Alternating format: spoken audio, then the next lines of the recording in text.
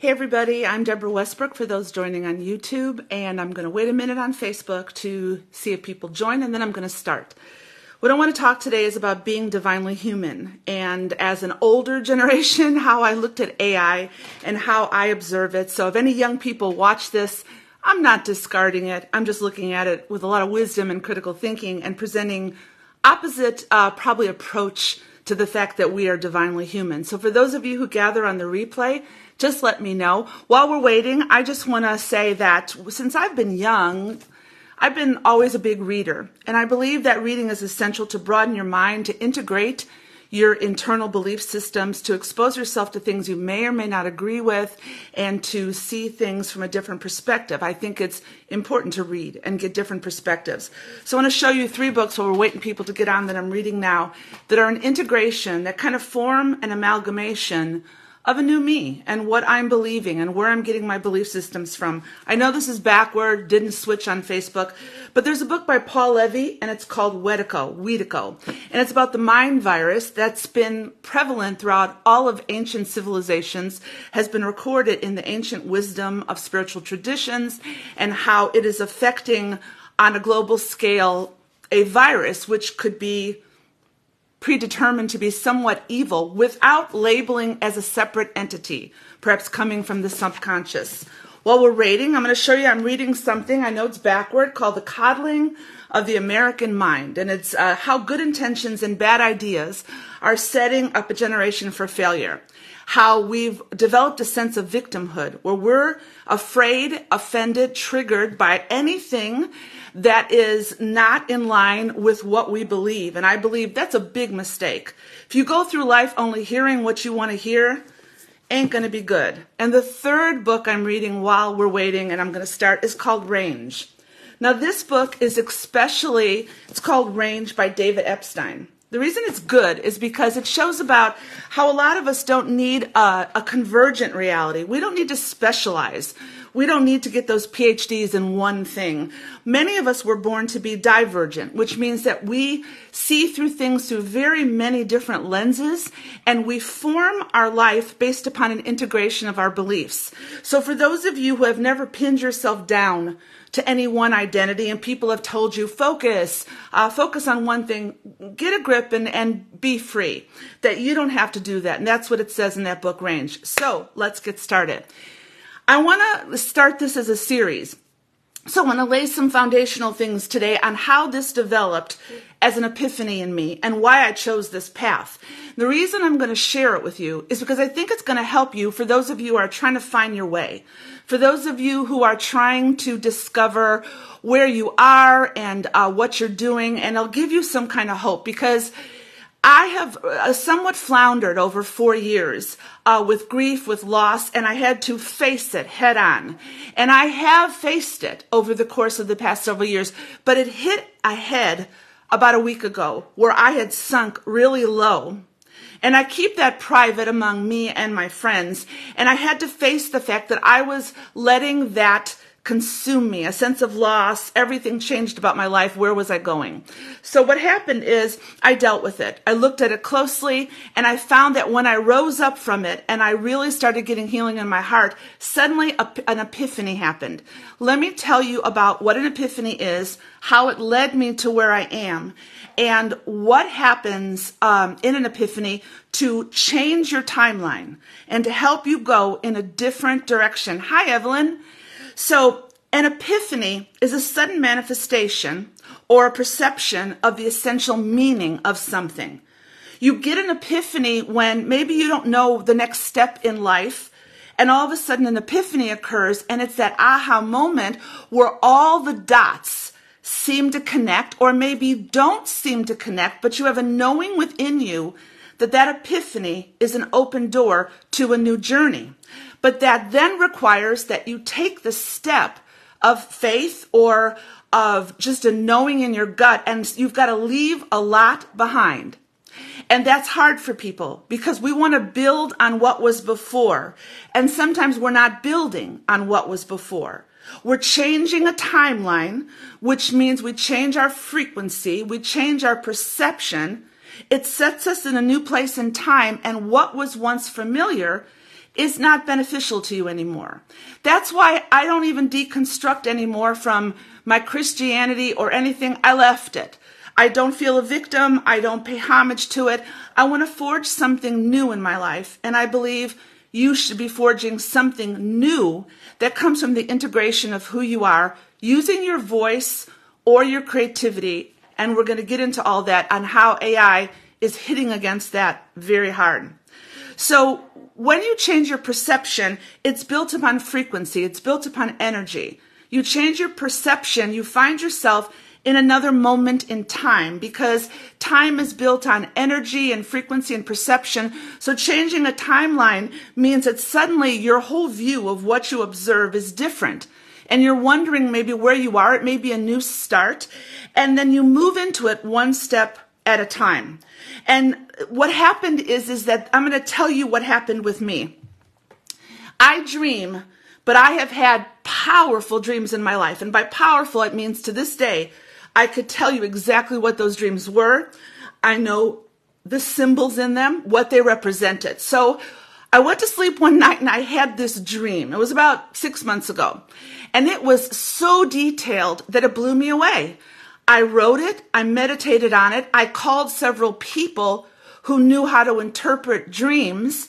And I asked them, what's the symbolism? Help me out. And they really did help me out. But there was still one symbol in the dream I couldn't figure out. So in the back of my mind, I kept thinking to myself, I need to figure out what this symbol is. What does it represent? Because it's key in the dream. It's how the dream ended. And this dream involved San Francisco. This dream involved the tech industry. This dream involved Stanford. This dream involved all this stuff. So I kept that dream because I knew that dream was going to manifest in an epiphany that was going to take me on another path. I knew it. So what happened is I just sat on it for the longest time, but in the back of my mind, I kept thinking, what's that symbol? And the symbol was a black box.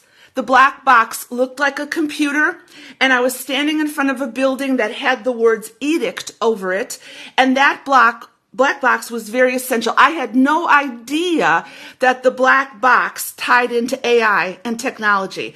I didn't even have the impetus to look up what the black box means.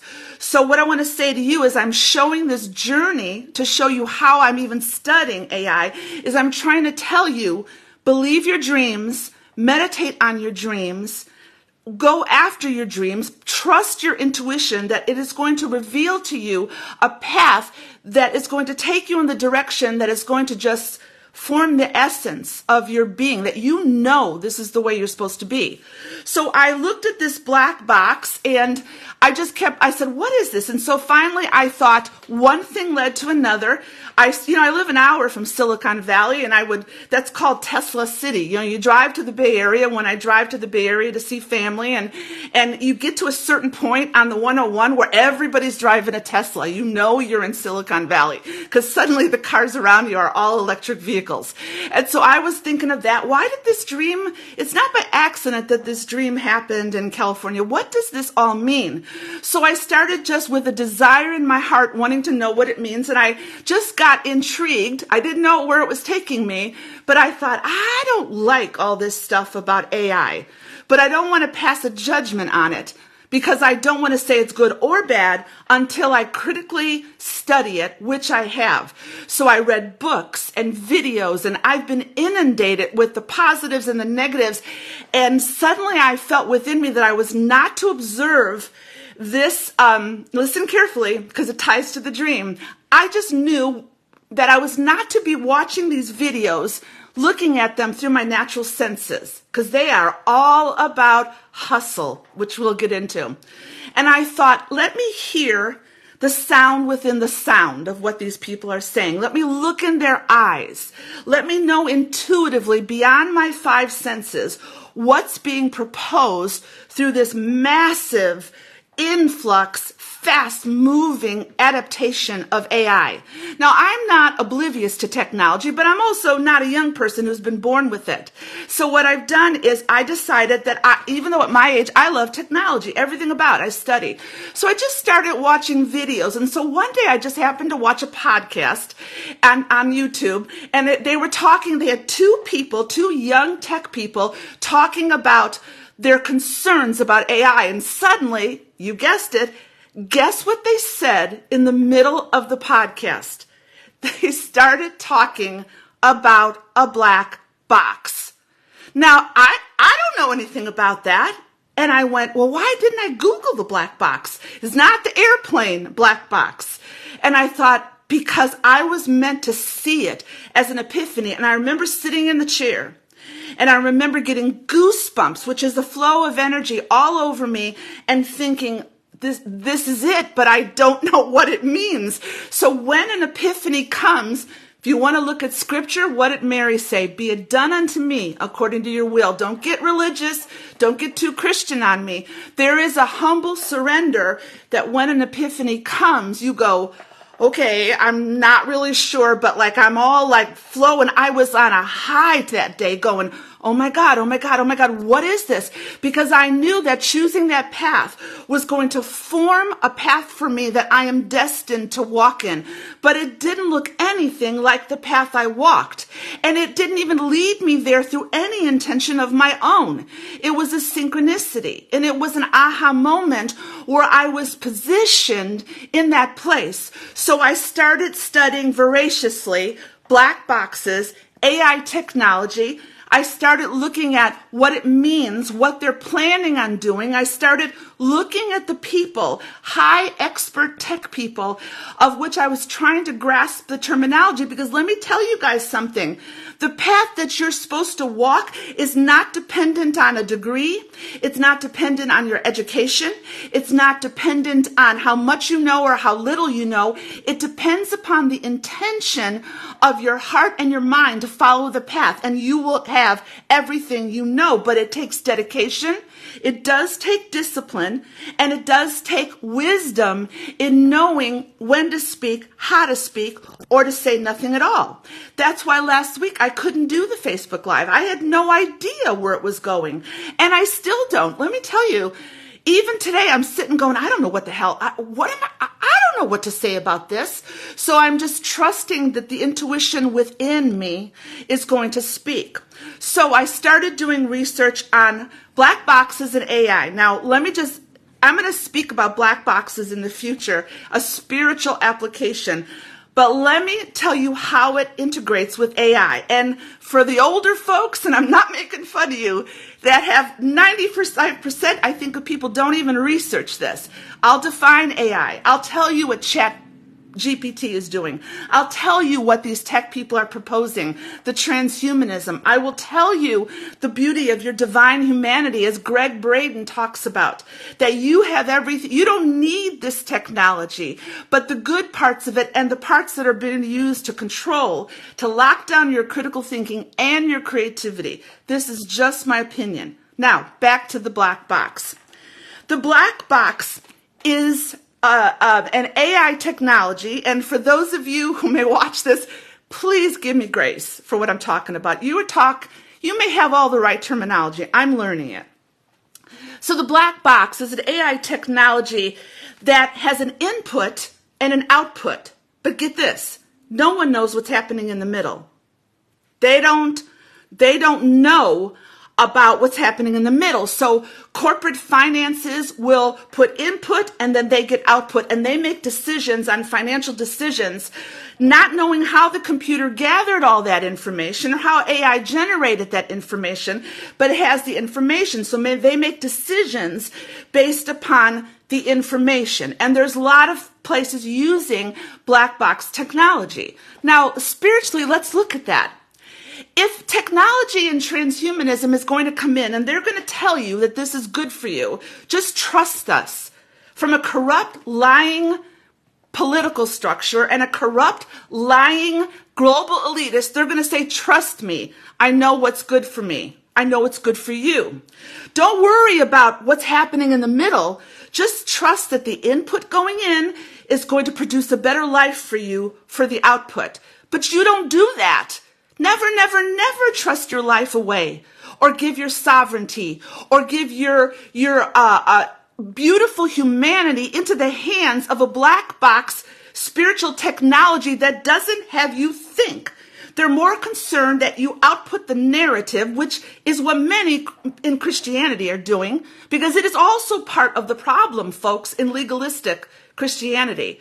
So you have the black box and everything's an output, but you don't ever know why you believe what you believe, because you've had your creativity downplayed, you've had your heart coherence, you've lived in a linear world, and something about this technology that's developing is somewhat still saying, just trust AI, it's good for you. But if you don't research it and don't look at it with wisdom, you fall down a slippery slope that has intentions. And some of the intentions I'm going to show you, if you've never studied this, you're going to look at me like I'm crazy when I tell you this. But this is what's really out there. So this black box, if I'm going to look at it symbolically, as humanity, we are expected to think our humanity is flawed. This is what Greg Braden focuses on, and never have I grasped so completely what Greg Braden is trying to say. And I really like what he's saying. Somehow you're being groomed to believe your biological humanity is flawed, and there are better ways to live out this biology as you merge it with technology. Now, the young people, they're just hooked on this completely, which has ramifications that we're not seeing just yet. So what happens is they're concerned with input and output without regard for any subtle realities that people face in life. So you look at ChatGPT and you put in the questions, and it can write anything that it's an open AI developed it. It's an AI program. It will answer any questions. It will pass the Harvard Law School exam. It can draw pictures. It can produce images millions of times faster or thousands of times faster than the human brain can do. So they're just trying to promote an agenda that says, oh, this is good for you. Don't ask any questions. Just adopt it. But what about my heart? What about my humanity? Has anybody taken that into consideration? Not really, because the elitists will always try to control and keep their wealth and greed, and the little people like us will be those following along in a line. This is not conspiracy, folks. This is the reality of life today. And so what happens is we've learned not to trust our heart. We've learned not to walk in our divine humanity, able to self-regulate our body, able to believe that we are divine, able to believe that we have a consciousness that can access things better than any AI currently can do, that we can rise in consciousness, we can teleport through the quantum field, we can astral project, we can use clairvoyance and clairaudience. Honey, if you sat in a church your whole life, just let that sink in. Were any of you, if you were, I was in the midst of the prophetic charismatic, so I exemplified bits of it. But I was asked to trust my intuition. I was asked to look beyond the sound. What are these people really saying? That's discernment. Wisdom then has you look, you have to trust it. I was looking in their eyes when I was watching these videos and seeing what are they really portraying here. And some of it was good and some of it was not good. So I'm not passing judgment on technology. I'm just telling you what I perceive. So to correctly evaluate this reality that is upon us, it's not coming. You're not going to avoid it, whether you're 60, 20, 40, or 10. It is here, and it is growing, and it is growing at such a fast rate. Ignorance is not bliss.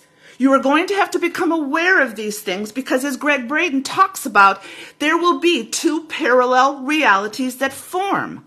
The reality that accepts everything and relinquishes their humanity, thinking everything's all good, or the reality that will see the good part of it, but on the other hand, recognize the beauty of nature, the innate creativity that I have inside of me, the ability to discern things that don't make sense to the senses, the ability to see through things that other people can't see through.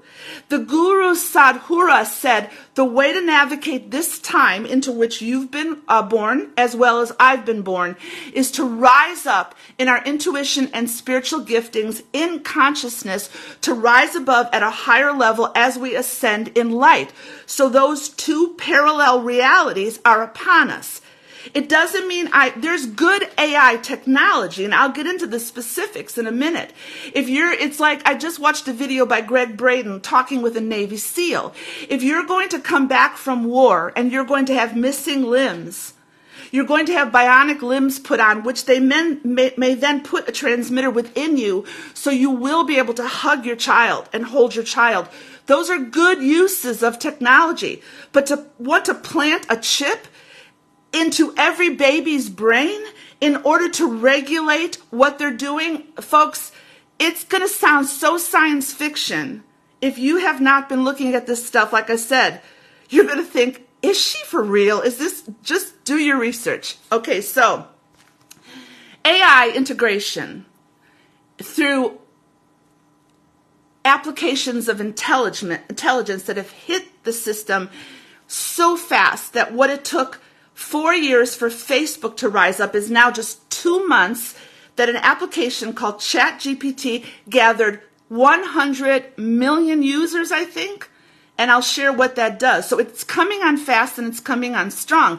And like I said, you can try not to think about this. So you can hunker down in religion and think everything's demonic, and that's just flat out ignorance.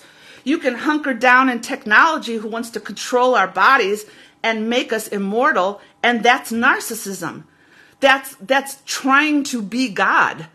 And you can walk in the middle of wisdom and choose a path for you based upon your authenticity and sovereignty. And that's what these sessions are going to do for the next several weeks that I want to speak on this. So, to discern a complicated reality, and AI is a complicated reality.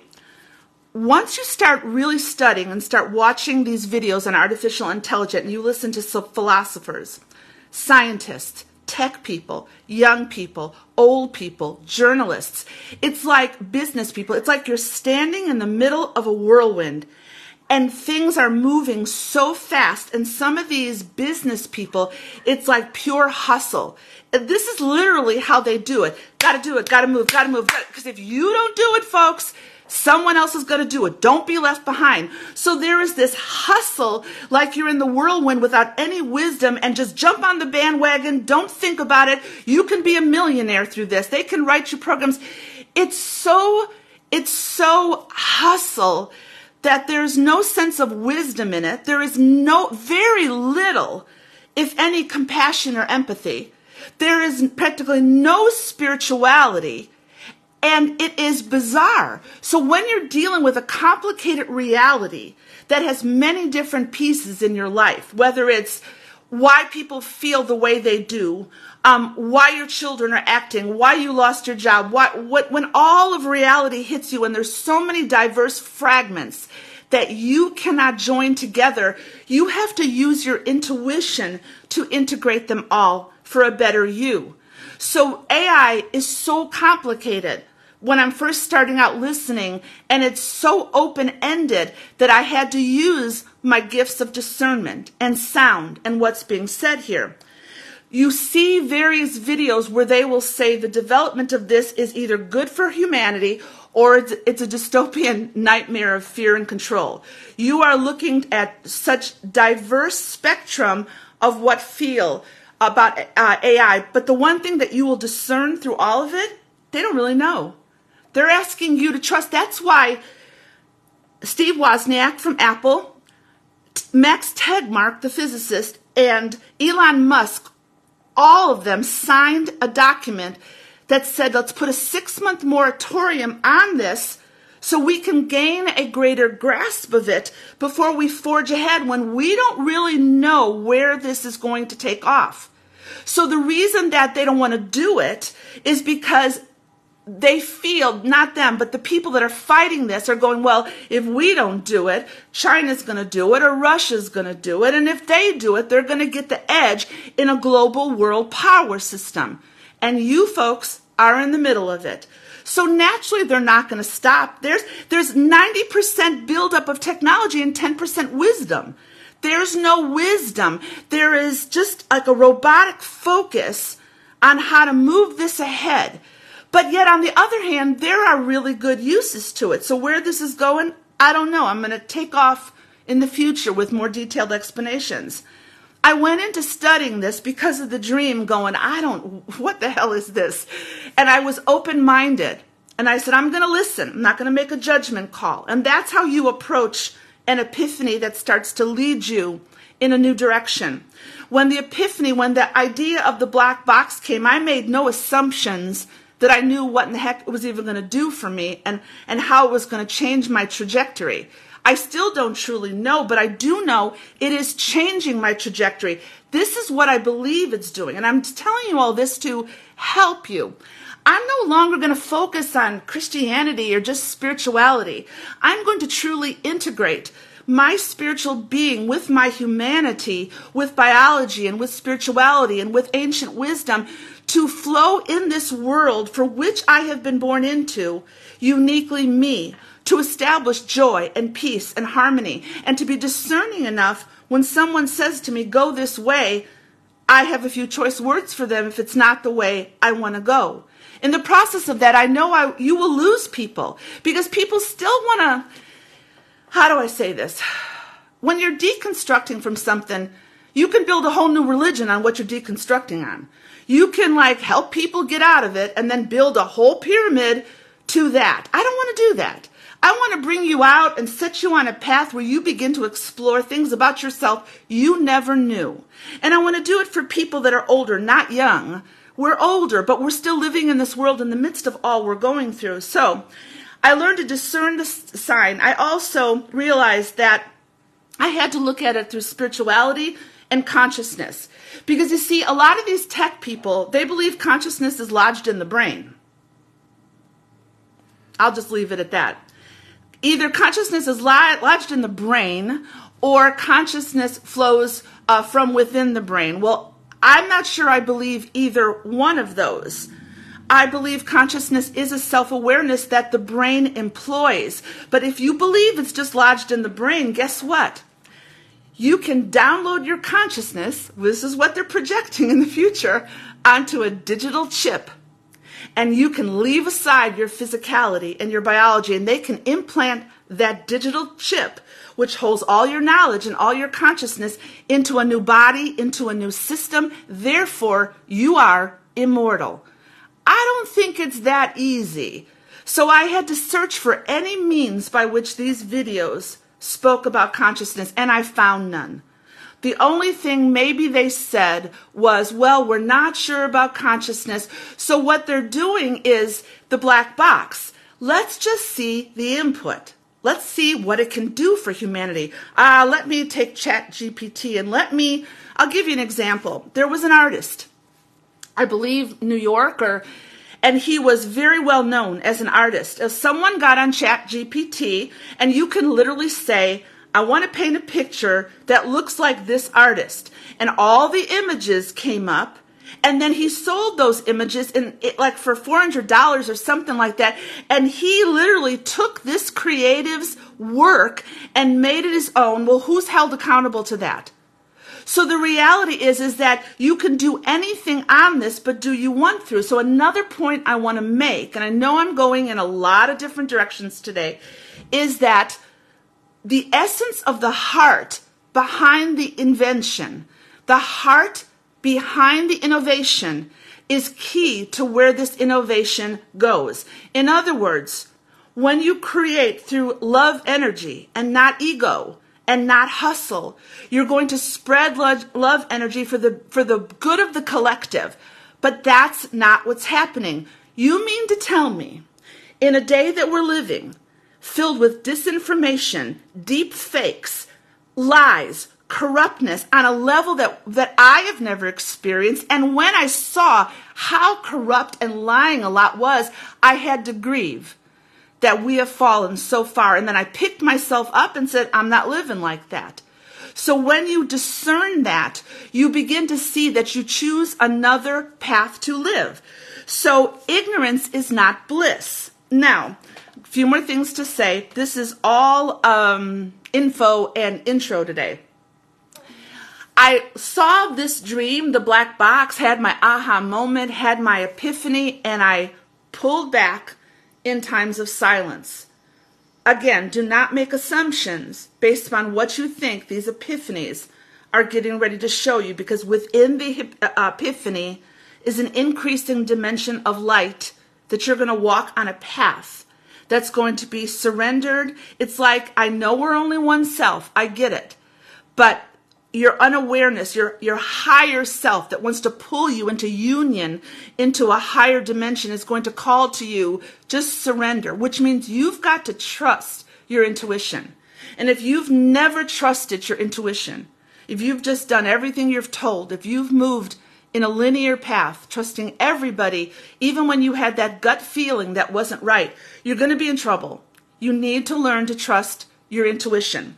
So I asked questions of myself. For one, I said, okay, I am divinely human.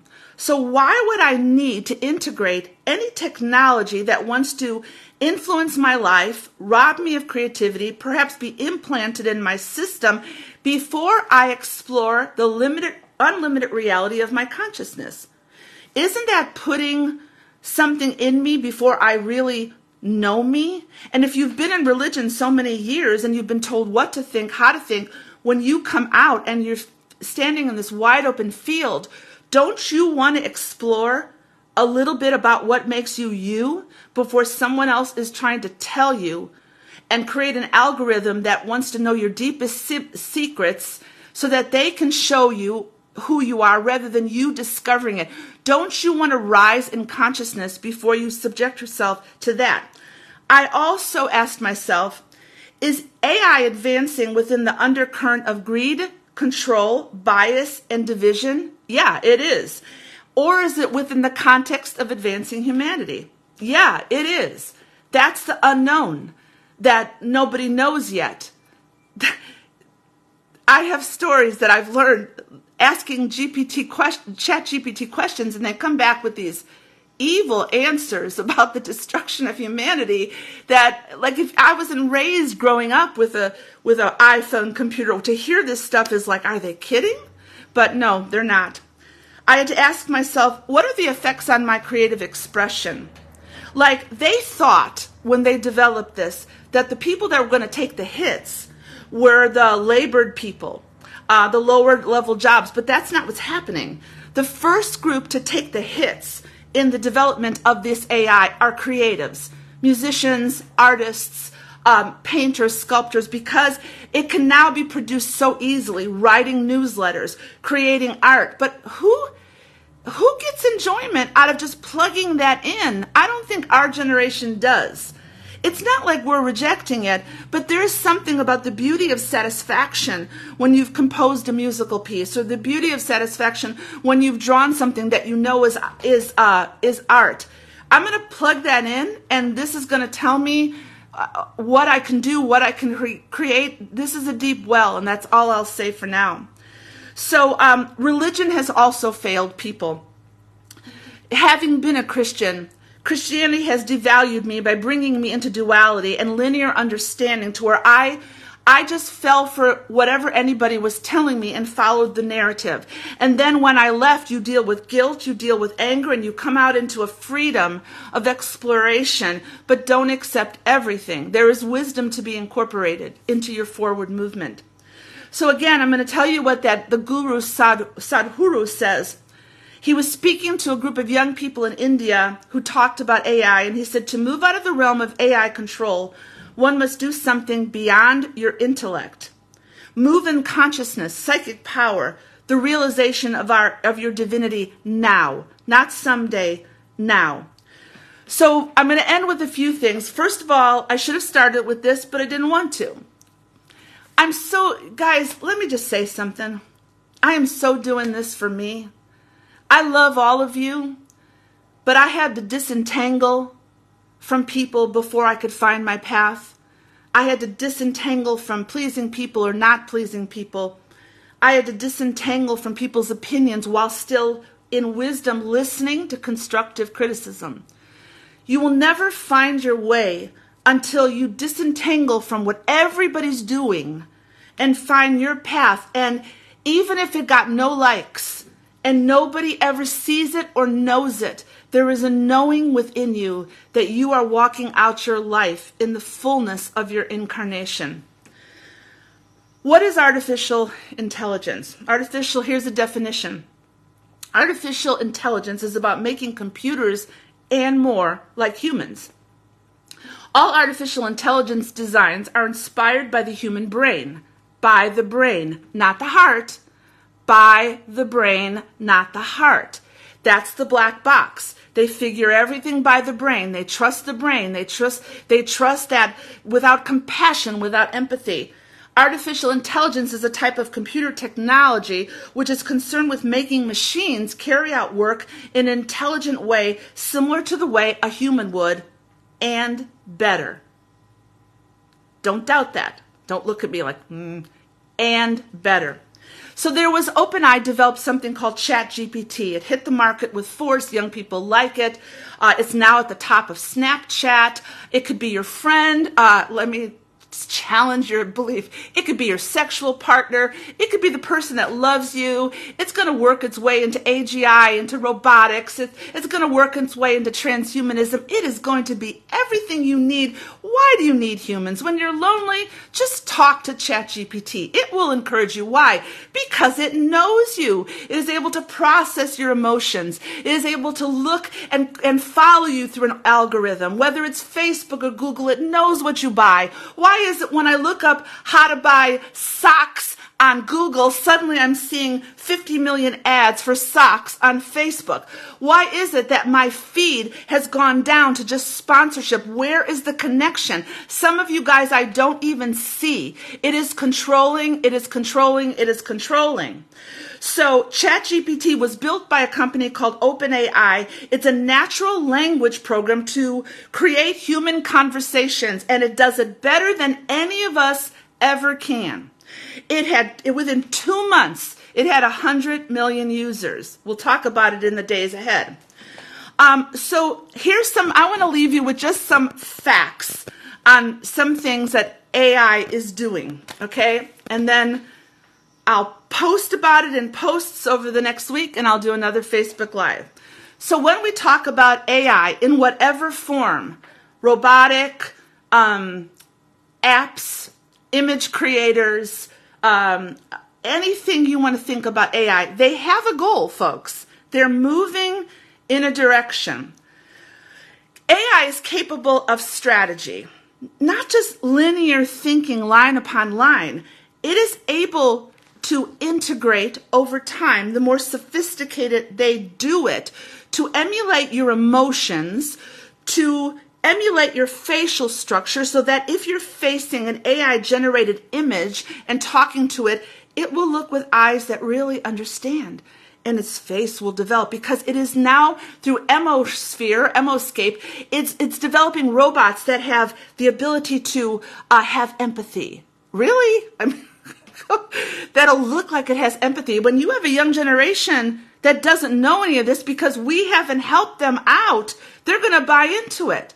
Loneliness, just turn to your best friend. So it is capable of developing strategy, not just input. They're breeding it to develop strategy in ways that are integrating a lot of different systems. They want AIs to talk to AIs to form a new system. Do not think that's not possible. It is. AI with AI to develop a realm of integration that goes far beyond what we can, like lawyers when they're writing briefs and they're looking for certain things. It could take, I think I saw one when they were doing this one study, it took them 92 minutes to do something that AI, ChatGPT, did in 26 seconds. So for some innate, boring qualities, it's good. but it's not going to stay there. It's not going to stay there.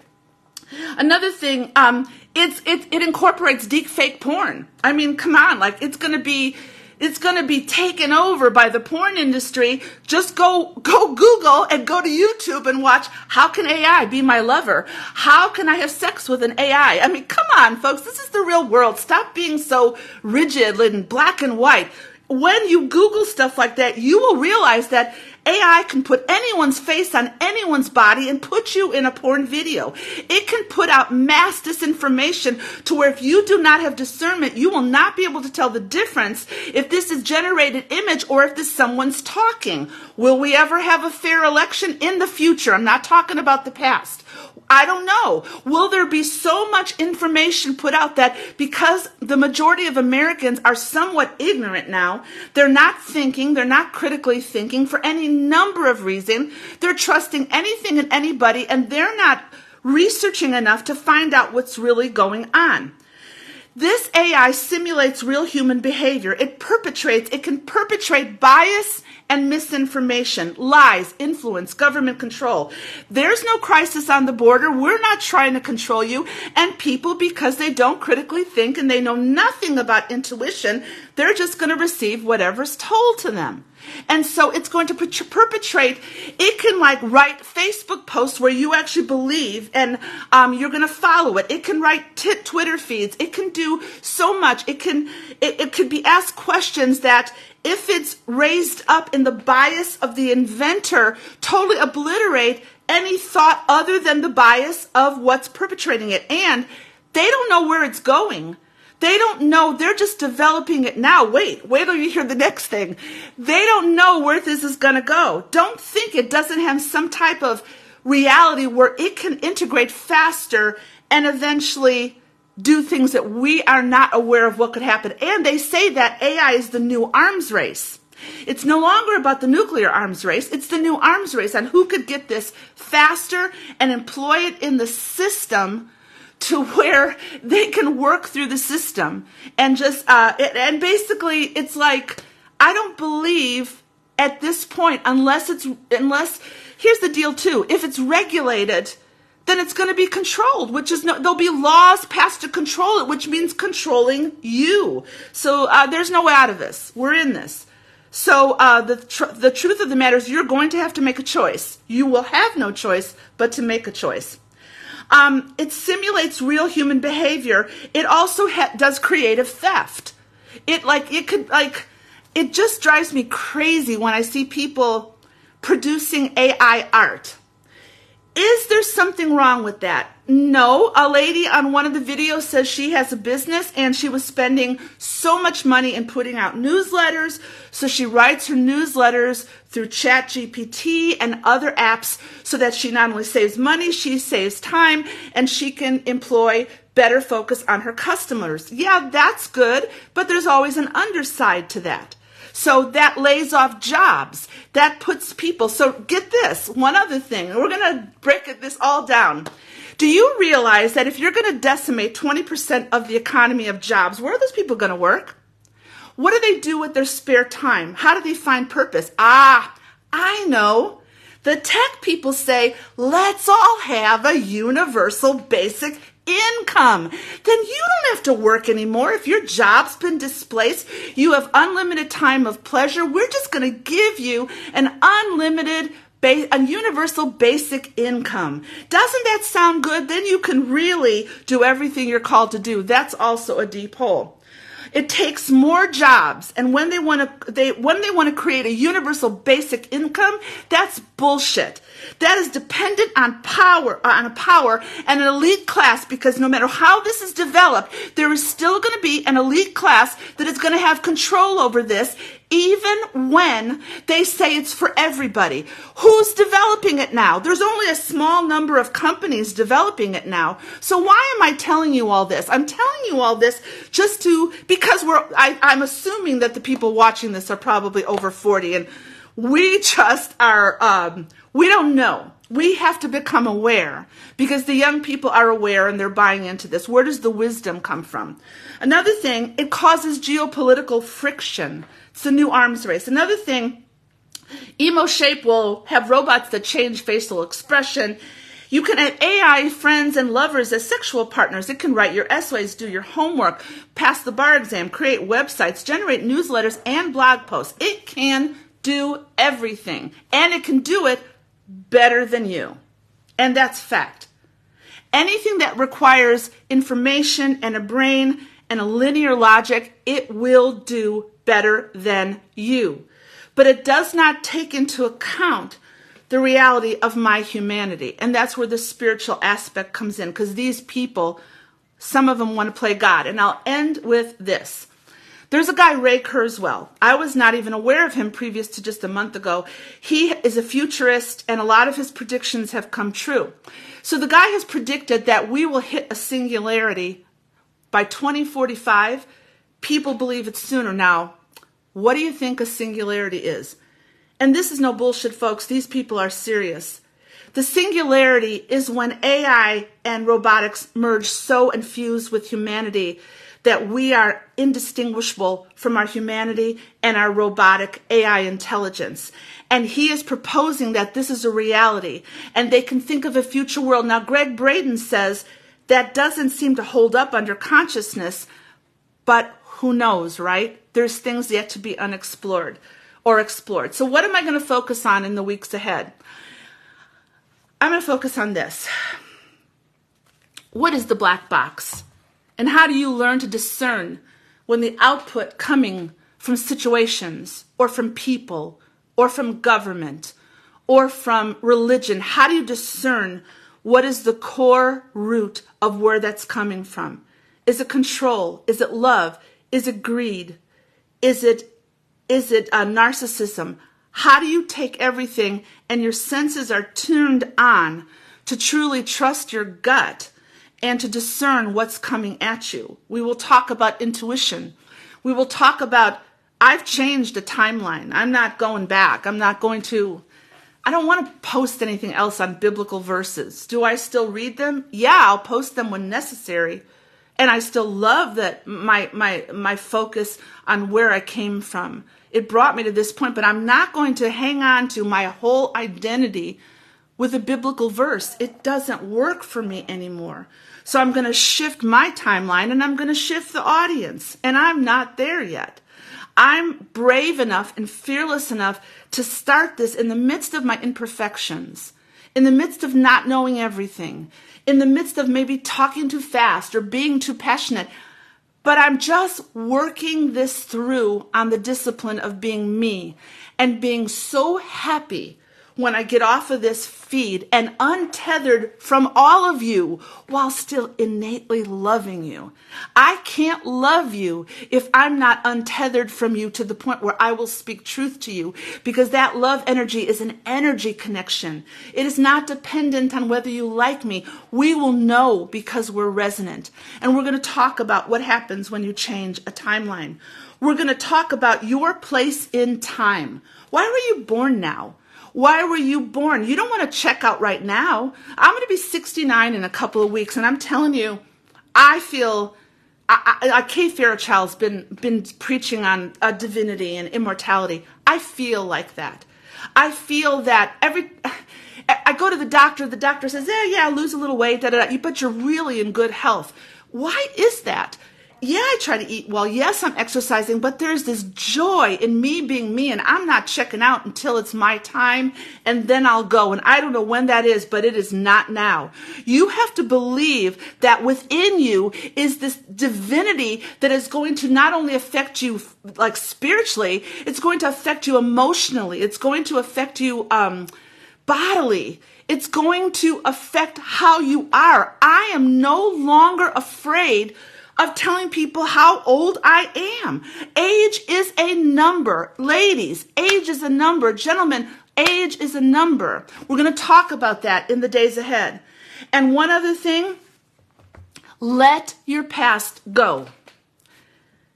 Let your past go. Let it go. If the church abused you, if people abused you, begin a process of healing. Begin knowing what triggers you. Allowing God or a therapist helping you to heal. Face yourself. Quit judging yourself. Quit condemning yourself. Quit people pleasing. Quit holding on to a narrative because you're afraid you're not worthy to walk forward, that people are going to laugh about you, or they're going to think you're not educated enough, or they're going to think you don't have a degree, or they're going to say, well, who are you to say all this? It doesn't mean anything. Yes, forgive yourself. Forgiveness is how to heal. You've done the best you can up until this time. Let go of your past, but keep looking at it, and only as it's brought up, let it come with healing of the things that are brought up. I'm telling you, I have memories sometimes of things coming my way. I don't need ChatGPT to tell me this. It's rising up in my consciousness. Now, let me end. I'm not against technology. I love technology. I'm getting a brand new computer. My Mac is 6 years old. I'm on to the next thing. Love technology, love everything about it. But I am wary of the heart that's bringing it forth. I'm wary of the focus. I'm wary of their projection. And I will tell you in days ahead things that will blow your mind because maybe you haven't studied it. So I guess I'll end. Love you guys. Love you, love you, love you. And when I say that I believe you're brilliant, I didn't come up with that. That just kept coming through my consciousness. Why do I want you to be brilliant? Because everybody in my life has tried me to...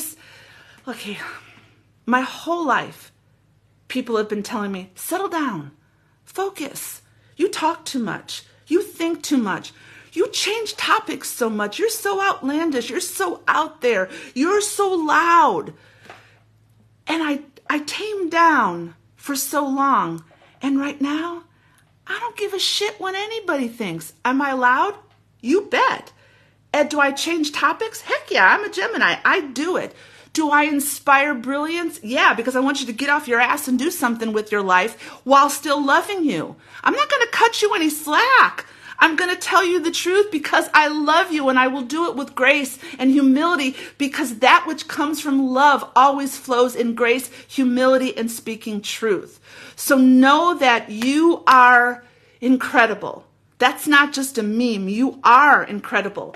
So thanks for being patient with me. I hope I made sense. I know I wasn't all focused today. I was all over the place, but I hope you got something from this. Share it, don't share it. I'll read the comments later. Thank you for listening from the bottom of my heart. It's too early to have a margarita, so I think I'll go have more coffee. Love you. Well, maybe it's not too early to have a margarita. I don't know. Love you guys. Have a great day.